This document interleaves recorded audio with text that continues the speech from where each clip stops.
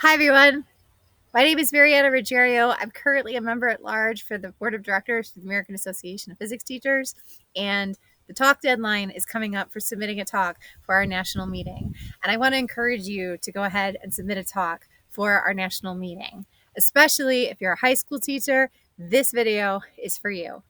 Because let me guess, you're thinking things like this: what can I possibly have to offer?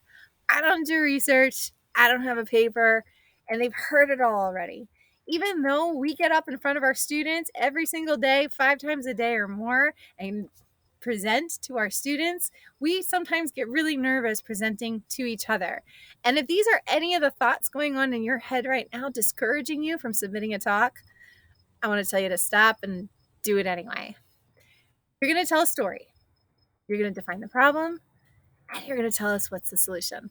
And I'm going to help you go through what a good talk can look like for the national meeting. So, what's the problem? I don't know. Pick one thing. We have discussions about these kinds of things happening in our classrooms all the time. And every time we're faced with a new problem with a new group of students, we come up with some ideas to tackle that problem.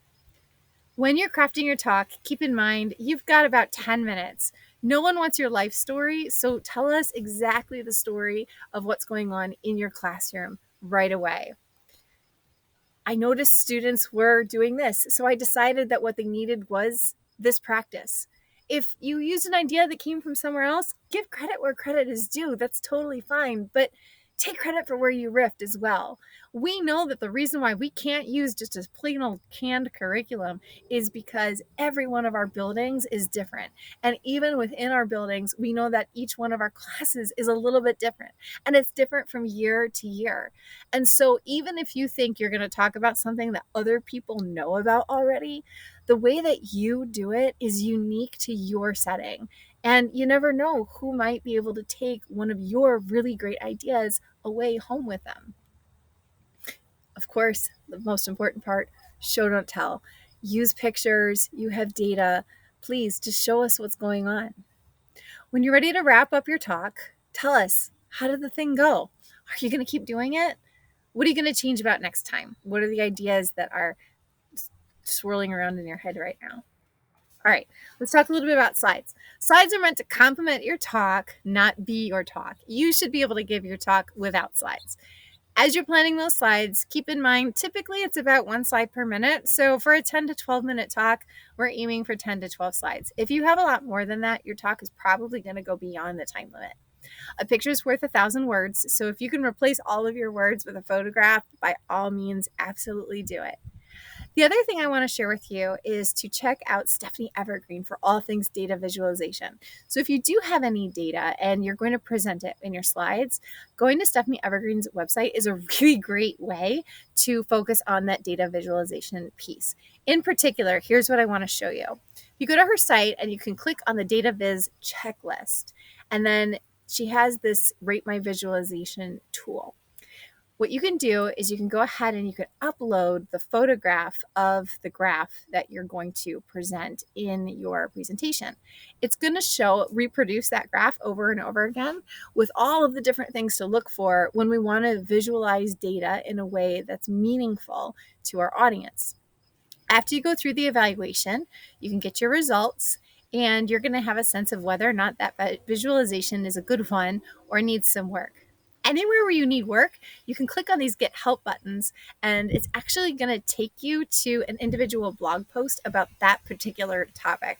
I can't tell you how helpful this tool is. Even checking for things like color blindness or whether or not your slides print out in black and white nicely. It's really fabulous. So, you ready to submit to AAPT? Let me walk you through that process as well. Now, to submit a talk, we are assuming that you're a member of AAPT. So, if you haven't joined AAPT, go ahead and do that first. Then, when you're logged in on the website, you're going to go into the winter meeting page and click on the call for presentations and submit your presentation. You're going to go ahead and click to begin a new submission, and you'll start entering the details for your talk.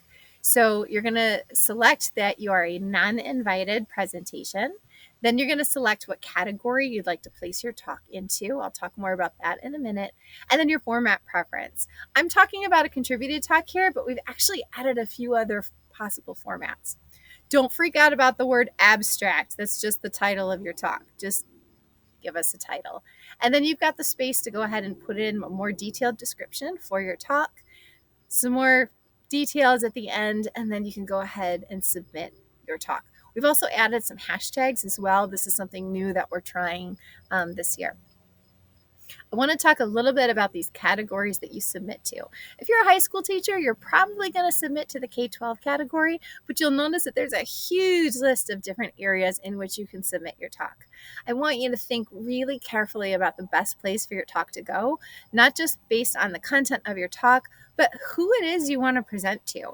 So maybe you are talking about something that you're doing in your classroom, but maybe you took it from more of a research kind of lens, and you'd like other people in the physics education research world to hear what you have to say. So maybe it's going to go in a different category.